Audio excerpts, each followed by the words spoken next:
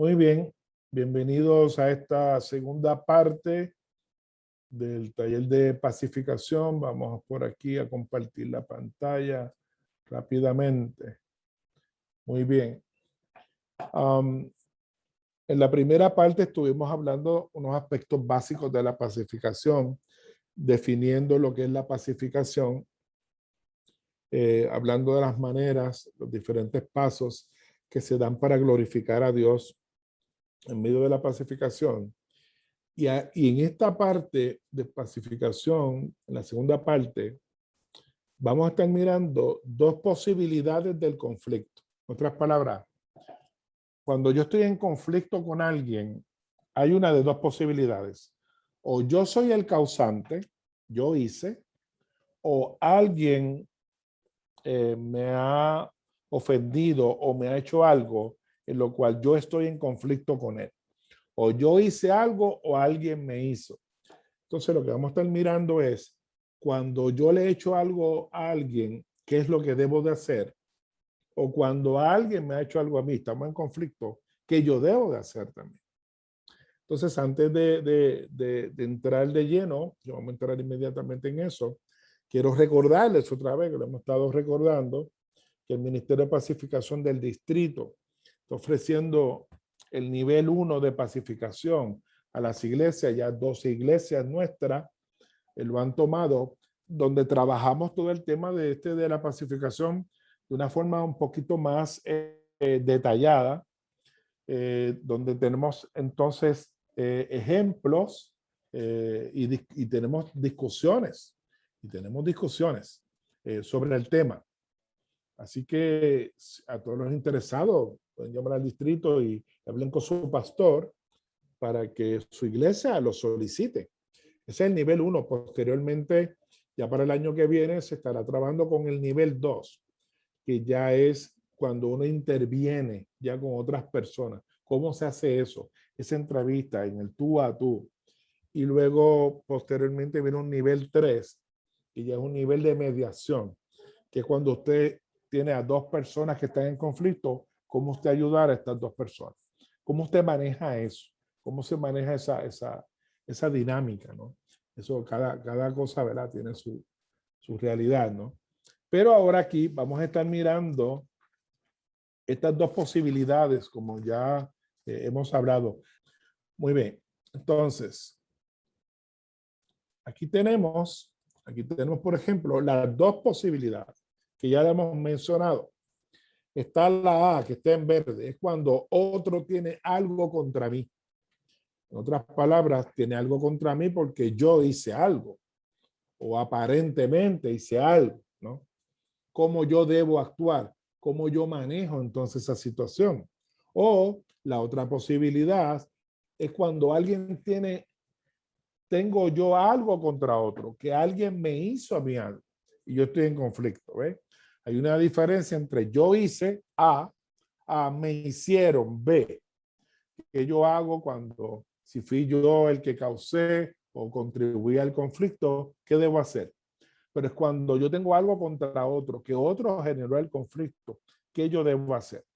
Lo interesante es que en ambas posibilidades, mi responsabilidad, según el Evangelio, es que el Evangelio nos pide en ambos casos nosotros tomar la iniciativa. Y esto es importante porque siempre, por ejemplo, cuando alguien nos ha herido o ha provocado un conflicto, nuestra tendencia es esperar que la otra persona venga donde nosotros. ¿Por qué? Porque yo soy la víctima. Se supone que la otra persona venga donde mí. Sin embargo, el Evangelio, a través de estos pasajes que ustedes pueden ver, como Mateo 5, 23 al 26 y Mateo 18, no importa si fue que yo hice, o sea, que alguien tiene algo contra mí, o si me hicieron, yo tengo algo contra otro. En ambos casos, el Evangelio me pide que yo tome la iniciativa. Esto es importante. Y eso tiene sus razones de ser, ¿verdad? Eso tiene sus razones de ser. Así que, ¿qué tal si comenzamos mirando la parte A? Cuando otro tiene algo contra mí. que yo hice, qué se supone que yo haga, qué me pide el evangelio, cómo yo debo actuar en medio de esa experiencia. Bueno, cuando alguien tiene algo contra nosotros, Dios quiere que nosotros demos el primer paso hacia la paz. Aunque creamos que no hemos hecho nada malo. ¿Ves? Porque a veces alguien tiene algo contra nosotros, pero yo no sé por qué. Yo no he hecho nada malo, ¿eh? O algunos están como el gatito, pero si yo no fui, yo no he hecho nada, ¿no? No importa si aunque nosotros entendamos que no hayamos hecho nada, si alguien tiene algo contra nosotros, es nuestra responsabilidad nosotros ir delante de esta persona para poder resolver y procurar la paz, ¿verdad? Dando el primer paso hacia la paz. ¿De dónde parte esto? Bueno, Mateo capítulo 5, verso 23 al 24, ahí está la escritura, nos habla sobre esto.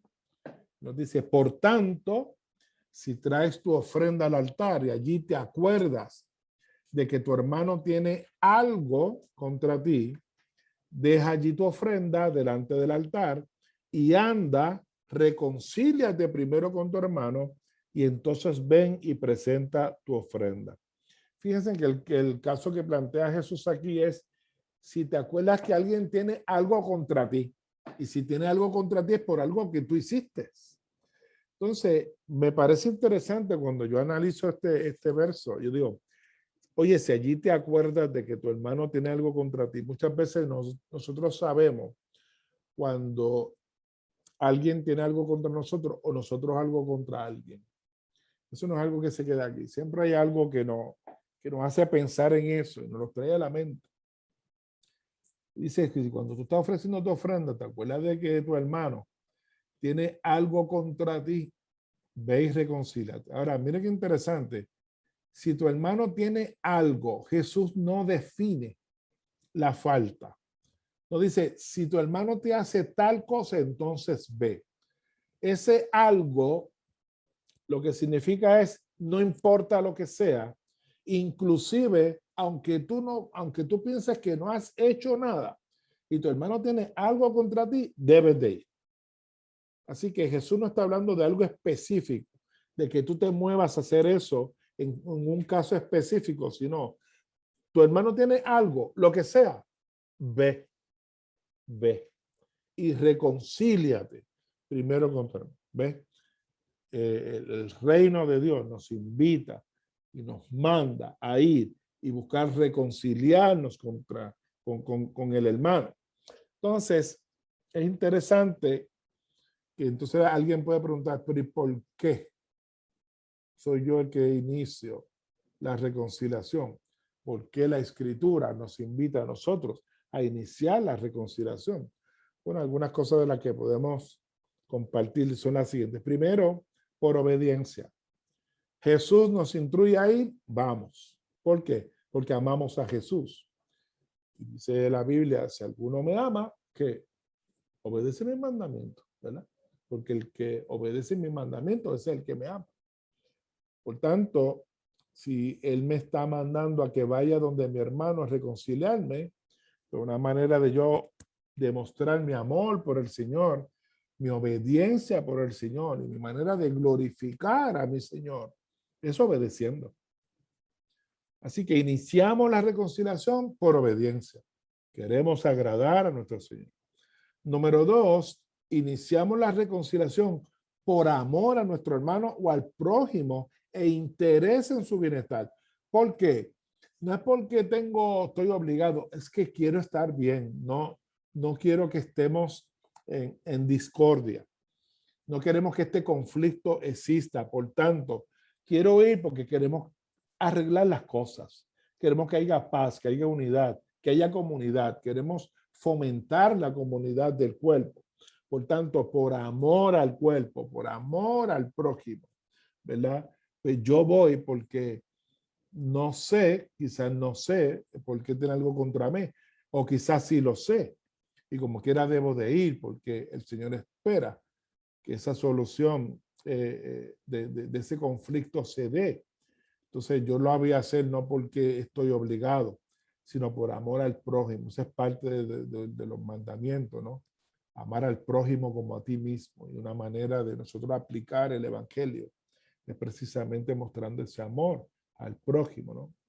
Lo otro es por paz y unidad, ¿no? Nosotros queremos fomentar. Si hay algo que uno mira en la escritura, que lo mucho que Dios cela la unidad del cuerpo. Este asunto de la comunidad de la fe, para Dios es una cosa tan importante que la cela y cualquier cosa que atente contra eso, contra la unidad del cuerpo, Dios es bastante fuerte en la escritura. Por tanto, nosotros iniciamos la reconciliación porque buscamos paz y la unidad del cuerpo. Buscamos promover una solución razonable para ambas partes, ¿no? Por lo menos hacer todo el esfuerzo que esté de nuestra parte, ¿eh? Y esa es parte de nuestra responsabilidad. Ahora, lo otro es que también cuando nosotros hacemos eso, hay un beneficio personal en tomar la iniciativa. ¿Cuál es el beneficio personal? Primero, que al yo tomar la iniciativa en la reconciliación, eso produce una paz espiritual en mi corazón. Al enfrentar con sinceridad cualquier queja que tengan contra nosotros, porque estoy actuando como Dios espera. Estoy haciendo lo correcto y eso produce paz.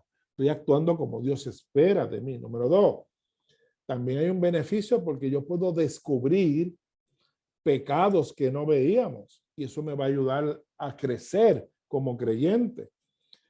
Quizás yo no sé por qué mi hermano tiene algo contra mí, quizás yo piense que yo no he hecho nada, pero entonces cuando voy a reconciliarme con mi hermano y entro en esta conversación amorosa con mi hermano, me doy cuenta de que yo actué indebidamente y esto me permite restituir, ¿verdad? El daño, me permite tomar responsabilidad sobre mi acción indebida.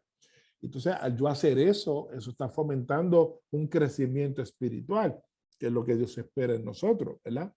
Así que el iniciar esa reconciliación nos permite descubrir qué está pasando y que es posible de que yo en medio del proceso haya contribuido tremendamente a ese conflicto y no me haya dado cuenta. O quizás yo no vea cuán serio es la falta que yo cometí. Entonces, al ir reconciliarme, abrir este diálogo, me permite identificar eso. Lo otro es el beneficio personal también que yo veo aquí es que nos da la oportunidad para demostrar a los demás que sus quejas son infundadas o aclarar. ¿Qué pasa si mi hermano tiene algo contra mí, algo que tú hiciste? Te dice que debes de ir, ¿verdad? Y buscar la reconciliación. Entonces estábamos diciendo que el iniciar esa reconciliación es importante, primero por obediencia, porque Jesús nos instruye a ir, habíamos hablado por amor al prójimo e interés en su bienestar, habíamos hablado por fomentar la paz y la unidad, ¿verdad? Promover una solución razonable.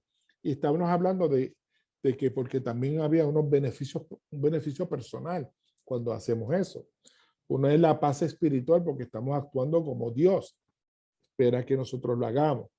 Descubrir pecados que no veíamos, ¿verdad?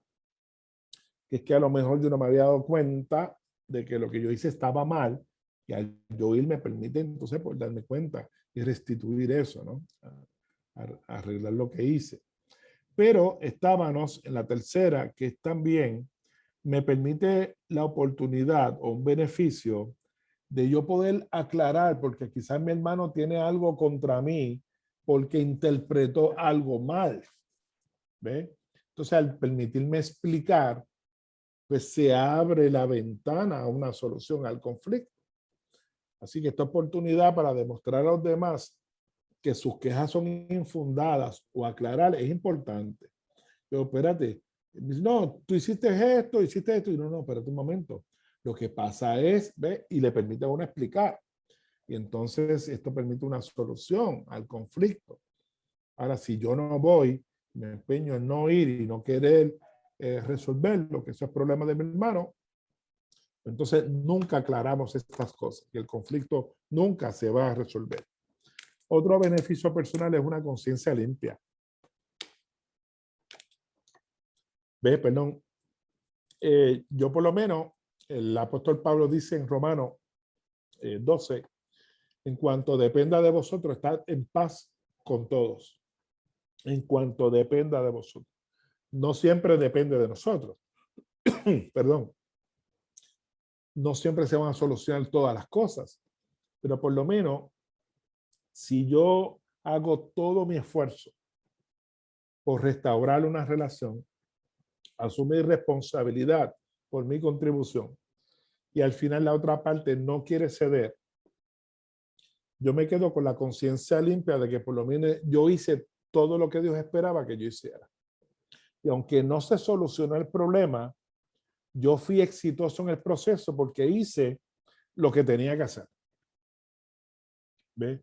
O sea, no se solucionó porque yo no hice lo que tenía que hacer. No, mi conciencia está limpia porque yo intenté, yo seguí la instrucción bíblica, yo hice lo que Dios esperaba de mí. O sea, yo hice mi parte. Y cuando usted hace su parte, usted no controla los resultados.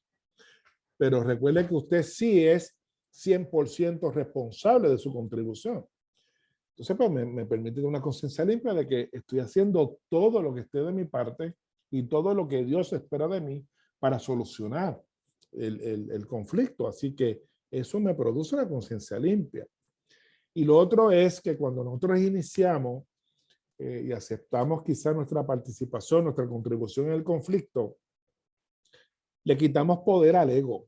Porque este asunto de que no me importa o allá que él resuelva o este hermano está exagerando, yo no sé por qué tanta cosa, yo estoy quitándole poder al ego y estoy fomentando, como ya hablamos, la unidad del cuerpo. No se trata de lo que yo piense, sino se trata de lo que Dios espera que pase. Y como ya hemos visto y lo miramos en la parte primera que tuvimos, lo que buscamos en todo este proceso es glorificar a Dios, que Dios sea glorificado, ¿verdad? Así que una pregunta clave que entonces surge es, ¿cómo, en medio de esto, cómo yo puedo mostrar la obra de Dios en mí, asumiendo la responsabilidad por mi propia contribución? Porque si mi hermano tiene algo contra mí, algo yo hice. Entonces, a veces nosotros no queremos aceptar nuestra contribución. Sin embargo, Mateo 7, que lo tenemos ahí, la invitación de Jesús es a detenernos un momento y nosotros autoevaluarnos y poder entonces definir si de verdad nosotros hemos contribuido al conflicto. Por eso dice Jesús, ¿por qué miras la paja que está en el ojo de tu hermano y no echas de ver la viga que está en tu propio ojo? ¿O cómo vas a decir a tu hermano, déjame sacar la paja de tu ojo y he aquí la viga en el ojo tuyo? Hipócrita. Saca primero la viga de tu propio ojo y entonces verás bien para sacar la paja del ojo de tu hermano. No significa que nuestro hermano no haya aportado. Sí, también él tiene una paja. Pero me está diciendo, sí, pero tú tienes una viga. Y tú tienes que empezar analizándote tú con tu contribución al conflicto. Siempre nuestra tendencia es a señalar a la otra parte. Pero en el Evangelio, Dios nos lleva a mirarnos a nosotros mismos primero y cómo yo estoy aportando al conflicto. ¿Por qué?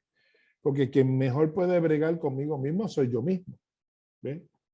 Entonces, quizás yo al asumir responsabilidad por mi contribución y entonces pedir perdón y todas estas cosas que vamos a estar hablando dentro de unos momentos, eso va a abonar a una solución satisfactoria del conflicto. ¿Ves? Y fíjate que no se trata de que tú no señales al otro, porque lo que dice es, trata primero con la tuya y después entonces puedes ir donde el otro a señalarlo, pero hasta que tú no trabajes con tu contribución primero, tú no puedes señalar nada del otro. Así que recuerde que estamos mirando dos posibilidades.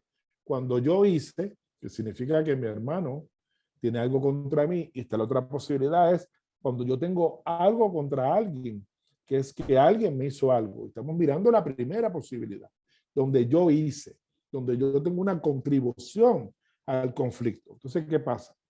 Cuando yo he contribuido al conflicto, ¿qué es lo que debo de hacer? ¿Qué es lo que la Biblia me enseña? ¿Verdad? Pues mire, yo tengo que asumir contribución confesando mi contribución, confesando mi pecado o mi falta. Entonces, ¿cómo uno hace eso? Bueno, pues hay un proceso, ¿verdad?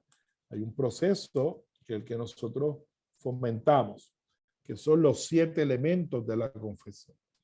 Cuando tú descubres y aceptas que sí, que tú aportaste a ese conflicto, o que fuiste causa de ese conflicto, Dios espera que tú te humilles delante de tu hermano, de tu hermana, ¿no? Entonces, el apóstol Juan, en primera de Juan, dice que si confesares, ¿verdad? Si nosotros confesamos nuestros pecados, Dios es fiel y justo para perdonar nuestros pecados y limpiarnos de toda maldad. No solamente Dios nos perdona, sino que lo que causa eso, el origen, Dios trata con eso también. Y nosotros tenemos muchas prácticas y hábitos pecaminosos que a veces no queremos aceptarlo y sí los tenemos. Yo creo que cuando hablamos de conflictos y situaciones, por eso Dios pone la lupa primero sobre nosotros, para nosotros asumir nuestra propia responsabilidad y nosotros entonces asumir humildad, reconocer esa culpa y dar pasos en la solución correcta. Y el primer paso es confesión. Y la confesión viene cuando uno acepta que uno está mal. ¿Ves? Y ya con tú aceptar nada más tu contribución de que lo hiciste mal, ya diste un gran paso de crecimiento. Ahora, eso no se puede quedar solamente ahí, porque uno causó un daño, ¿no? Uno ha afectado una relación o relaciones, puede ser más de uno. Entonces, aquí hay 7 elementos o 7 pasos que nosotros debemos de hacer. El primero es, diríjase a todas las personas involucradas. Se supone que si yo acepté que lo hice mal, pues yo debo de ir donde todas las personas que estén involucradas en la acción incorrecta que yo tomé. Vamos a dar un ejemplo. Vamos a suponer que voy en el carro y yo tuve una discusión con mi esposa y yo ofendí a mi esposa. Dije cosas que no debía hacer, la traté mal, la agredí verbalmente, etcétera. Y entonces mi esposo y yo tenemos un conflicto, hay un conflicto, ¿no? Ella está herida, la comunicación se rompió y yo tengo que asumir responsabilidad de mi contribución, así que yo debo de ir donde mi esposa y aceptar mi culpa y confesar mi culpa. Así que voy donde ella y hago eso, pero ¿qué pasa si cuando yo hice eso en el carro, mis hijas estaban atrás y escucharon y fueron testigos de todo lo que ocurrió? Ellas ni hablaron. Yo no me dirigí en ningún momento a mis hijas, pero estaban ahí. Así que aunque yo no me dirigí a mis hijas, yo también afecté a mis hijas. Y mis hijas están involucradas en la situación. ¿Por qué? Porque ellas vieron a su papá como agredía verbalmente a su mamá. ¿Ve? Y me vieron actuando de una manera incorrecta. Por tanto, no solamente entonces yo debo ir donde mi esposa y pedirle perdón, decirle a ella que me disculpe, yo asumir mi contribución al conflicto, sino también debo hacerlo con mis hijas. También debo pedirle perdón a mis hijas. También debo confesar mi falta delante de mis hijas. De eso es lo que estamos hablando cuando decimos de dirigirse a todas las personas involucradas. A veces más de una, ¿verdad? El segundo paso es evitar usar sí, no, pero y tal vez. En otras palabras, todas estas palabras son que buscan justificar nuestra acción. Sí, yo lo hice mal, pero si no hubiera pasado esto, o si tú no hubieras hecho, o tal vez si esto, todo eso, cuando yo lo haga, yo no estoy asumiendo una actitud total de mi pecado, de mi acción indebida, ¿no? Sino que estoy asumiendo algo de culpa, pero también estoy justificando. Y cuando yo quiero confesar que yo reconozco que lo hice mal, yo debo evitar usar palabras como esta que de alguna manera traten de justificar mi acción. Mi acción estuvo mal, punto, ¿verdad? En tercero, reconozca o admita concretamente. Si yo ofendí a mi esposa, yo no puedo ir donde mi esposa y decir algo así como esto. Mi amor, si hubo algo de lo que yo dije que te ofendió, te pido perdón. Eso no es reconocer o admitir concretamente. Porque cuando yo dije, si algo te ofendí, yo estoy pensando que yo no lo ofendí, pero si ella se siente ofendida por algo que yo no sé por qué, pues que me perdone. Eso no sería una confesión correcta. Ahora, no es lo mismo si yo voy donde ella y le digo, perdóname porque cuando yo te dije esto y actué de esta manera, yo sé que te estaba lacerando. Y en vez de tenerme, continué. Y yo sé que cuando yo dije esto y yo hice esto, ¿ves? Eso es reconocer y admitir concreto. Yo sé que te estaba lastimando. Y en vez de tenerme, continué. Y yo quiero que tú me perdones porque yo lo hice mal. ¿Ves? Entonces, nosotros a veces no queremos, cuando estamos confesando, pidiendo perdón, reconocer concreto. Y es necesario. ¿Por qué? Porque entonces le estamos diciendo a otra persona que estamos conscientes de lo que hicimos y que estamos pidiendo perdón. ¿Ves? Y dice, ah, entendiste. ¿Viste por qué me siento herida? Lo comprendiste. Y ven que nuestra confesión es más genuina. Pero cuando yo no reconozco, admito concretamente, pues entonces es como justificarme eso. ¿Ves? Lo otro es reconocer el daño o dolor causado. En mi confesión yo no puedo minimizar el efecto de lo que hice. Quizás para mí puede ser una bobería, pero si yo veo que en mi esposa o en la otra persona le afectó grandemente, yo tengo que tomarlo grandemente. ¿Ves? Y reconocer el daño que hice. Yo decir, mira, yo entendía que no era para tanto, pero si te molestó, pues perdóname. No, quizás no era para tanto para mí, pero si la persona sintió el impacto de lo que yo hice o dije, ¿no? De mi actitud. Así que en mi confesión, para que sea genuina, yo debo de reconocer el impacto, el daño que yo causé. Yo, mira, yo sé que lo que yo hice, dije, te herí profundamente. Sé que estás lastimado, sé que no hay manera de reparar esto, no, yo ni sé ni cómo hacerlo. Sé que lo que te causé fue muy profundo, ¿ves?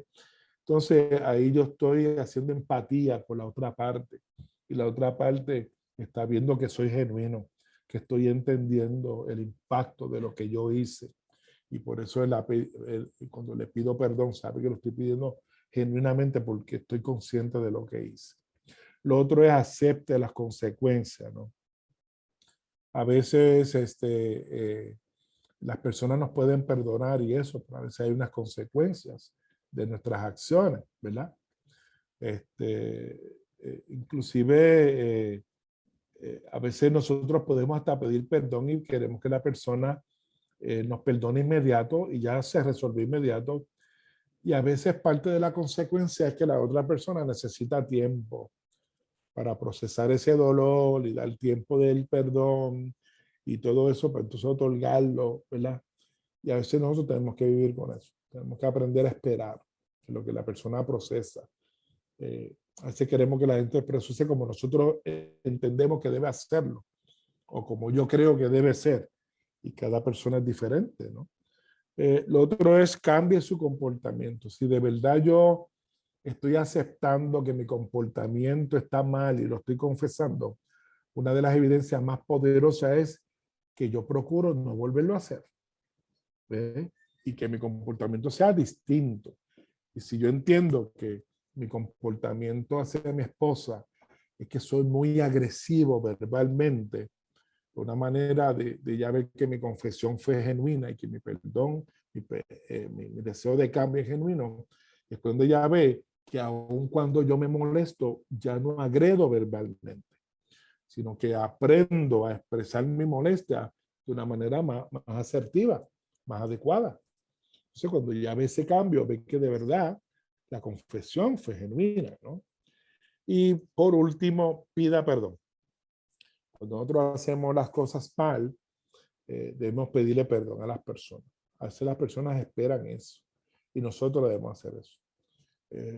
Ese proceso de yo pedir perdón y la otra persona otorgar el perdón, hay un proceso de sanidad ahí, ¿no? En la confesión, en apartarse, Proverbio habla de eso, ¿no? Hay bendición.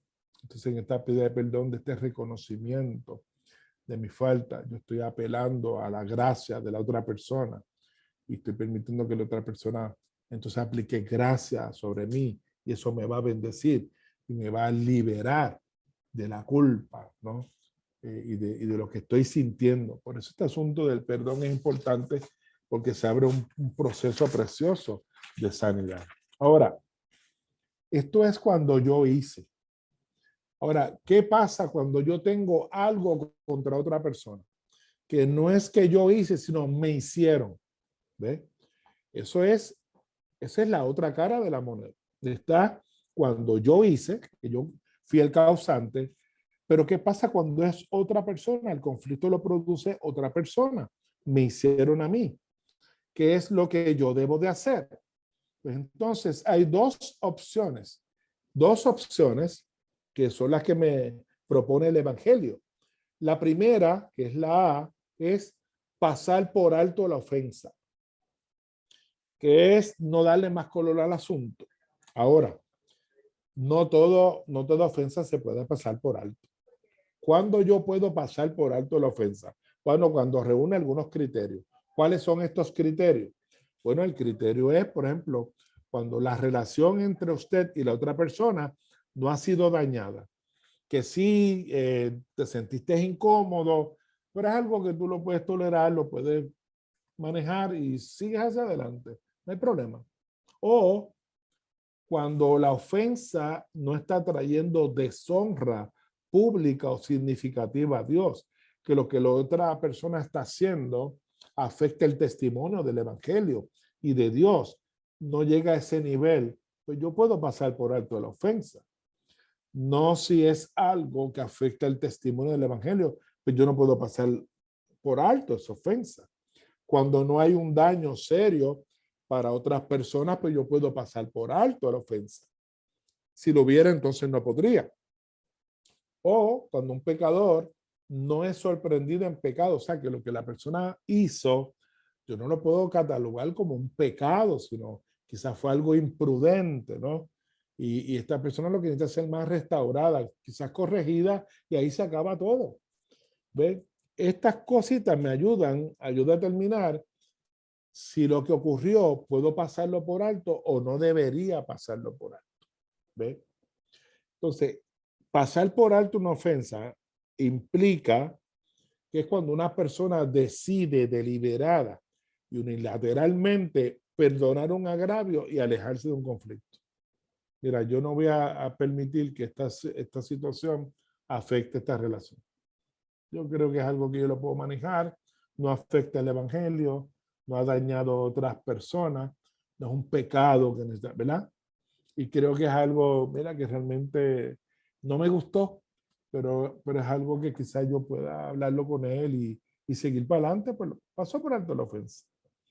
No significa evadir, ni tampoco significa negación, pasar por alto la ofensa. Porque al entrar en negación, ya eso es algo que es negativo. Recuerda la loma resbaladiza, sería simular la paz, y eso no está bien. Tampoco no significa evadir, sería simular la paz, sería rehuir, ¿verdad? Del conflicto. ¿No? Hay algunos asuntos que yo debo de manejarme. Pero una opción que tengo es pasar por alto la ofensa. Ahora vamos a suponer que lo que ocurre no puede ser pasado por alto. Hay que tratarlo. Pues entonces eso me lleva a la segunda opción. Yo tengo dos opciones. O paso por alto la ofensa, recuerda, me hirieron, o yo no puedo pasarla por alto. Esto hay que resolverlo. Eso me lleva a que tengo que hablar con la otra persona, tratar la situación con la otra persona. ¿Y cuál es el proceso? Bueno, Mateo capítulo 18, 15 al 17, el Señor nos dice qué es lo que debemos hacer. Y dice Mateo 18, 15 al 17, por tanto, si tu hermano peca contra ti, hace algo contra ti, ¿qué dice? Ve. Mira qué interesante. Casi siempre cuando alguien nos ofende, ¿qué decimos? No que venga el donde mí. ¿Por qué yo tengo que ir donde él? Entra nuestro orgullo, nuestra cosa. Estamos, como decimos en puertorriqueño, estamos picados, ¿verdad? Nuestras emociones están trastocadas. Y lo justo y lo correcto es que la otra persona venga donde mí, porque él fue el que me hizo a mí. Sin embargo, aunque fue la otra persona quien me hirió, Jesús dice que yo dé el primer paso. Al yo darlo, yo estoy actuando como Él espera que yo lo haga. Y ya vimos eso anteriormente. También está trabajando con mi ego, con mi corazón, con mis pasiones. Yo tengo que demostrar que el evangelio va más allá de lo que el mundo espera, ¿verdad? Porque él dice, si, recuerda que ahorita lo leímos, porque si tú amas al que te ama, ¿qué haces de más? ¿Verdad? Y si tú bendices al que te bendice, eso lo puede hacer cualquiera. Pero aquí es a alguien que te ha hecho daño. Y vimos un pasaje donde inclusive dice que amemos y oremos y bendigamos a nuestros enemigos. ¿Ve? Así que aquí el paso es ir. Yo no puedo quedarme pasivo. Tampoco yo puedo ir donde el pastor o líder. Mira, esta persona me hizo eso para que usted vaya y hable con esa persona. No, el pastor me va a decir, no, no, no, no. ¿Qué es lo que la Biblia te dice que debes hacer? Ah, que yo debo ir. ¿Hiciste eso? No.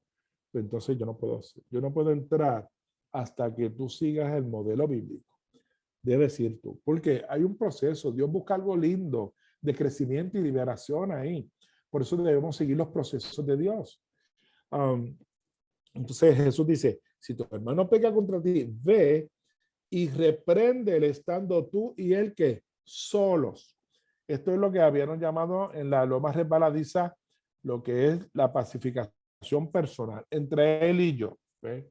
Y reprenderle lo que significa es que él tome conciencia del daño o de lo que él ha hecho, de su contribución al conflicto. Yo hacerle consciente de lo que él ha hecho. ¿Por qué? Porque hay personas que a veces hieren y literalmente no saben que nos hirieron, pero nos hirieron.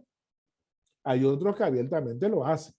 Entonces, ir allá y decirle al hermano esto, reprenderle significa hacerle consciente de su falta. ¿Por qué?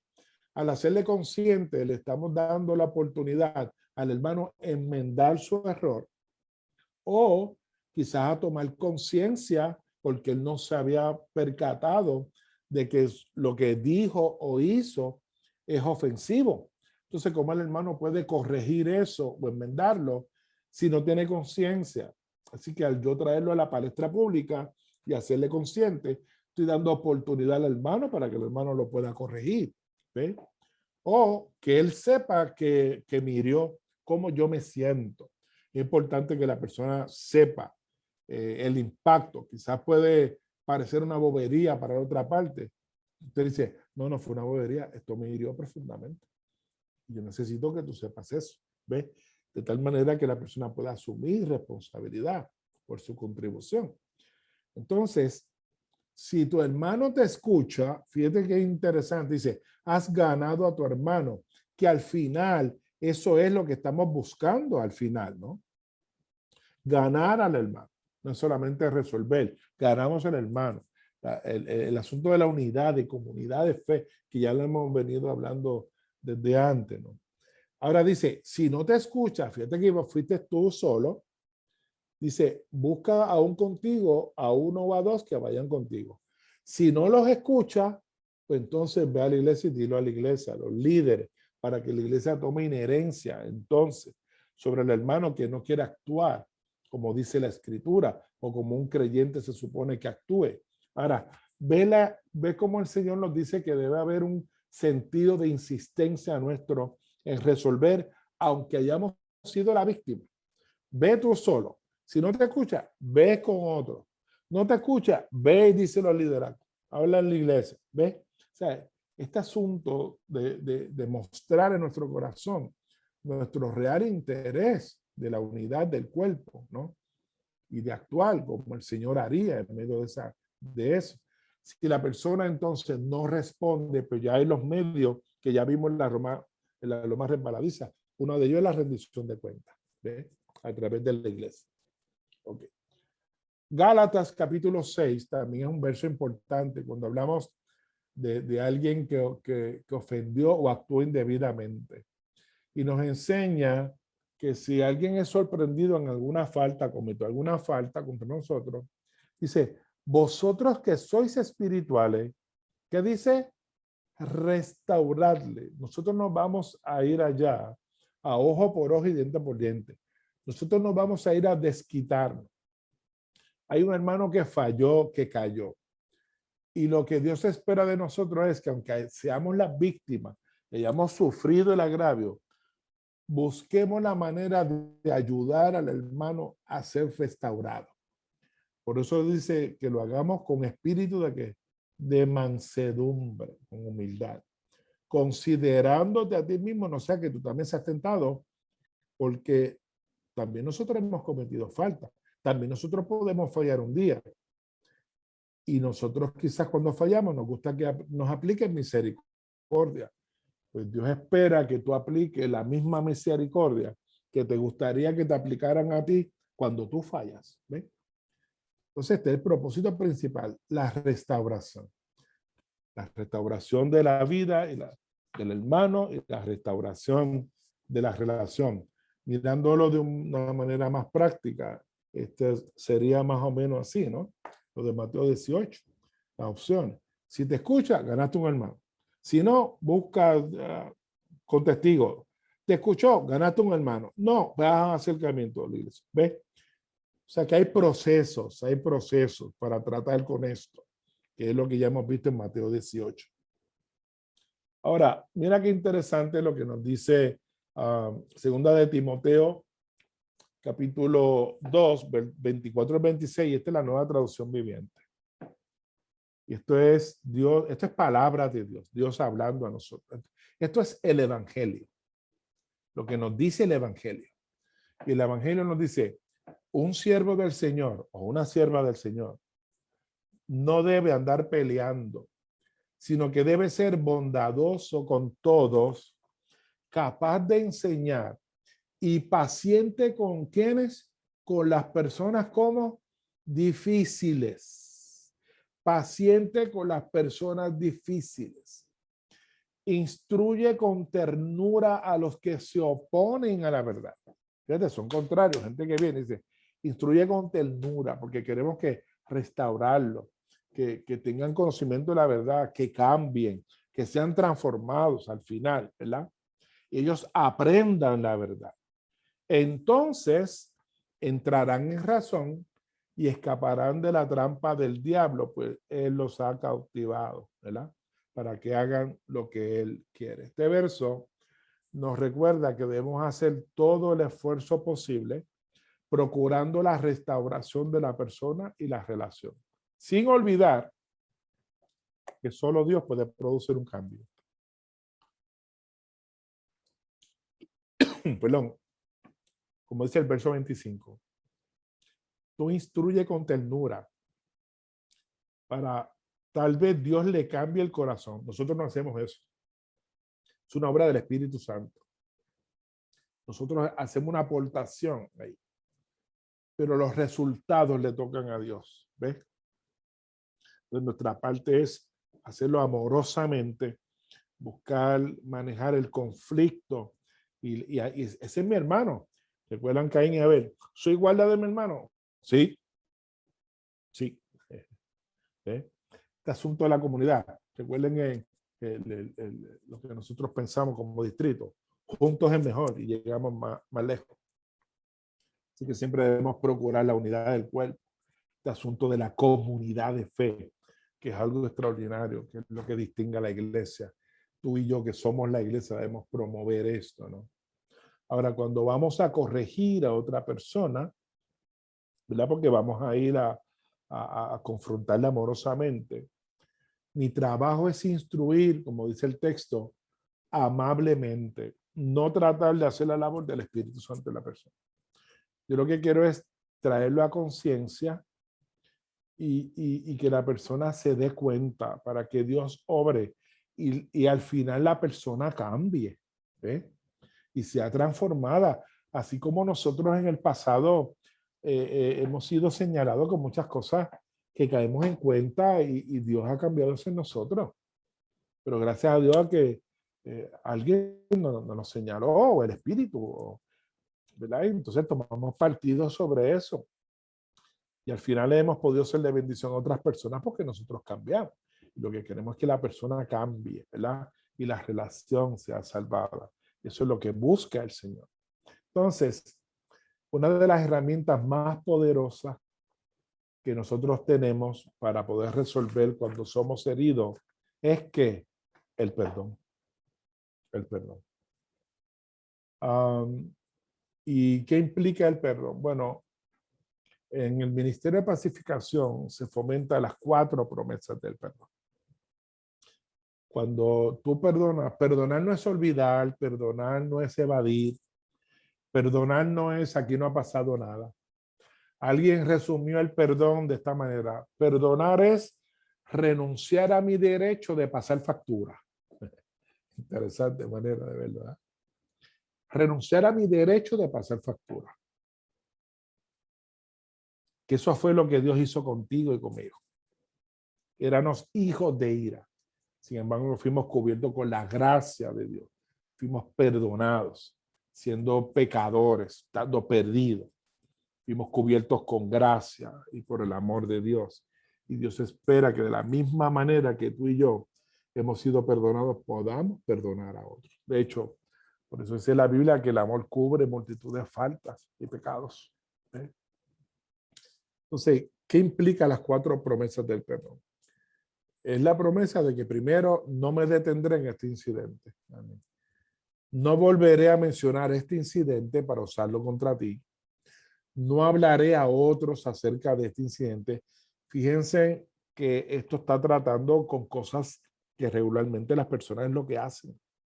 Hablan a otros para que buscando hasta aliados con nosotros, ¿no? De lo que nos hicieron, nos ponemos como víctimas, metemos a gente en el asunto que no tienen que ver con el asunto y complicamos las cosas. Las 4 promesas de perdón tratamos de que eso no pase, ¿no?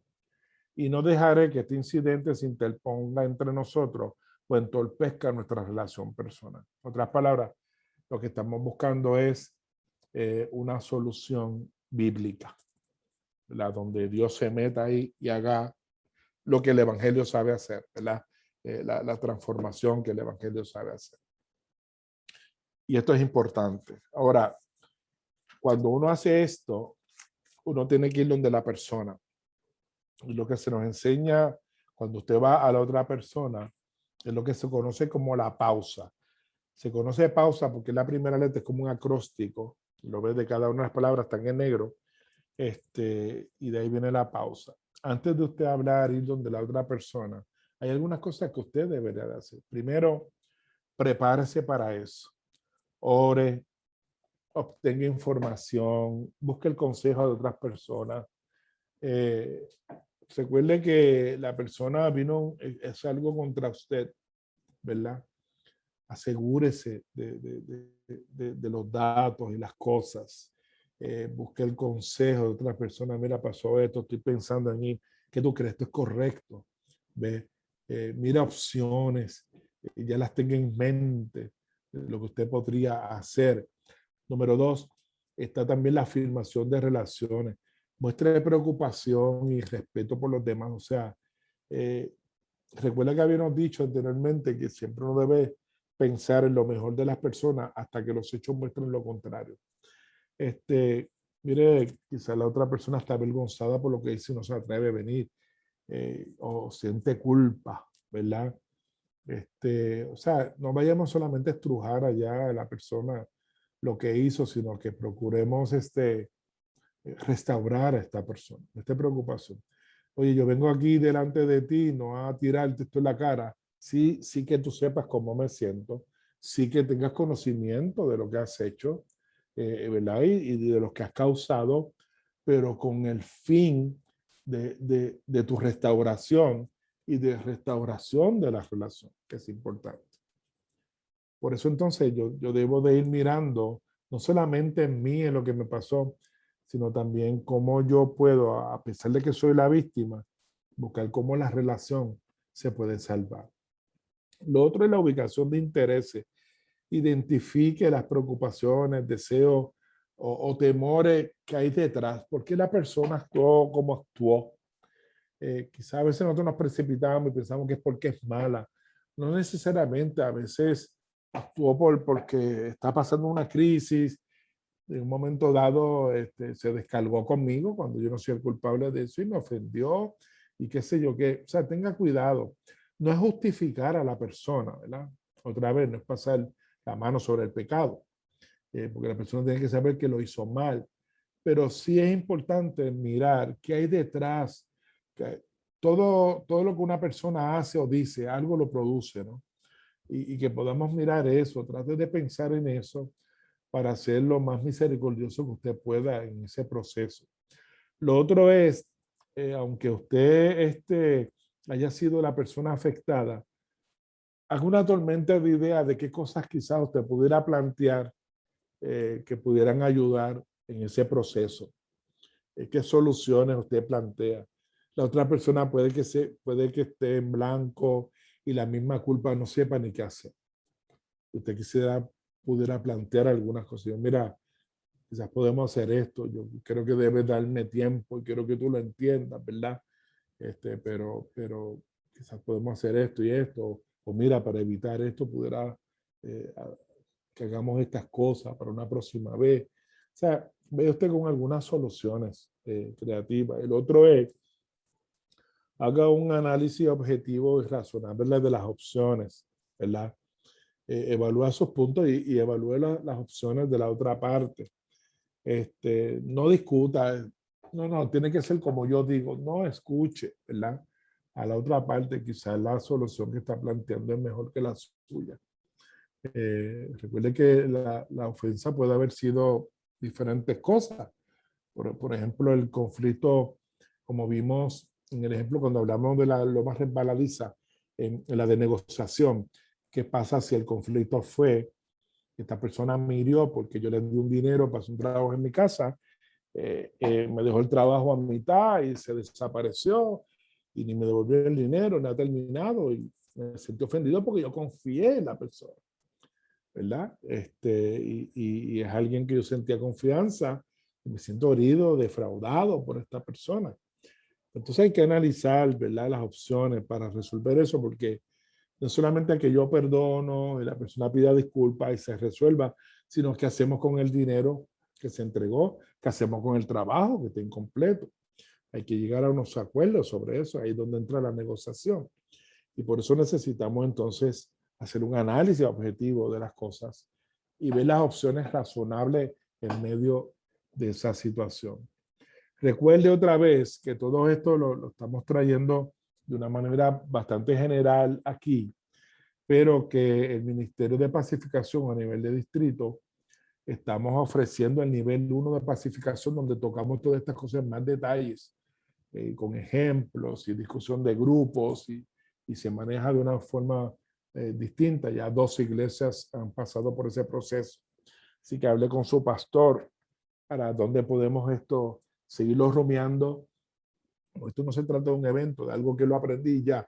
No, esto se trata de día a día, día a día. Esto es todos los días. Tenemos que acordarnos de esto porque nuestra naturaleza y nuestro ego siempre nos empuja, ¿verdad? Y nuestras emociones muchas veces nos traicionan. Y por eso esto es un estilo de vida. El evangelio es un estilo de vida. Y todos los días tenemos que seguir formando, permitiendo al Espíritu que siga formando el carácter de Cristo en nosotros. Por eso necesitamos trabajar y recordar estas cosas todo el tiempo, ¿no? Y evaluarlo. No sé si hay alguna pregunta o algo. Recuerden que en el chat usted puede hacer alguna pregunta o alguna duda. Este material va a estar disponible también, si a usted le interesa, para que usted lo obtenga. Hemos preparado algo general por la limitación que tenemos de tiempo, ¿verdad? Pero que como ya les dije, a través del distrito podemos trabajar con esto de una manera más amplia, ¿verdad? Así que usted puede solicitarlo, llamar al distrito y su pastor también, que le interesa. La idea es que en nuestra vida personal y nuestra vida como iglesia, nosotros podamos desarrollar una cultura de pacificación, de que seamos como Dios espera que nosotros seamos, ¿verdad? Y glorifiquemos al Señor a través de la manera como nosotros manejamos nuestros conflictos y nuestras diferencias. Así que, ajá, hay una pregunta.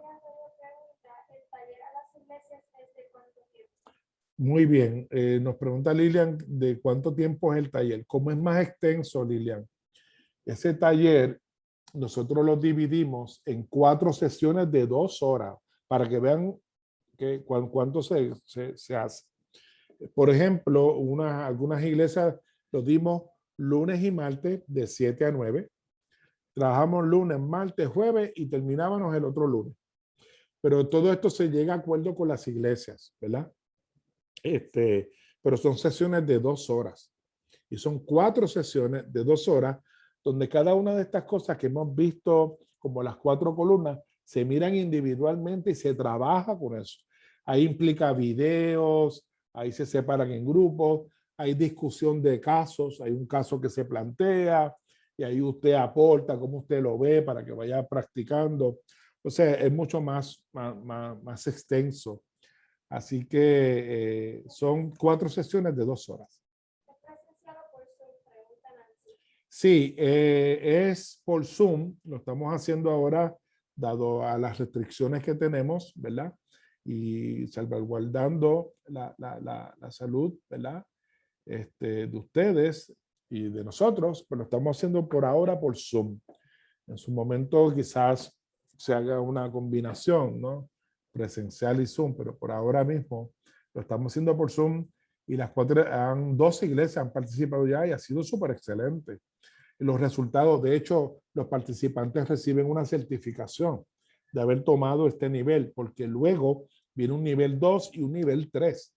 Ya el nivel 2 es para gente que de verdad le interesa el Ministerio de Pacificación y quieren aprender a cómo ser mediadores y cómo manejar y cómo se hace la práctica, y eso un poco más elevado, ¿no? Pero el nivel 1, que es para toda la iglesia, para desarrollar una cultura de pacificación en la iglesia, es para todo el liderazgo y todo aquel que lo quiera tomar. Casi siempre son grupos de a veces 5, 6, 8 personas que la iglesia envía para tomarlo. ¿Ok? Así que estamos para servirles, ¿ok? En la oficina del distrito. Así que ya son las 3, quiero honrar. ¿No hay más ninguna otra pregunta? Una más. No, por lo menos nosotros el límite de participantes, 7, 8 personas, ¿verdad? Porque luego posteriormente esto se puede llevar a la iglesia y la idea de que estas personas lo sigan desarrollando y comiencen a darlo en sus propias iglesias, a transmitir esto en sus propias iglesias, porque lo que queremos es desarrollar la cultura en todo el distrito. Ok, así que gracias por este tiempo precioso que hemos tenido. Así que gracias por la oportunidad y confiamos en que esto va a ser de bendición para su vida. Así que Dios les bendiga.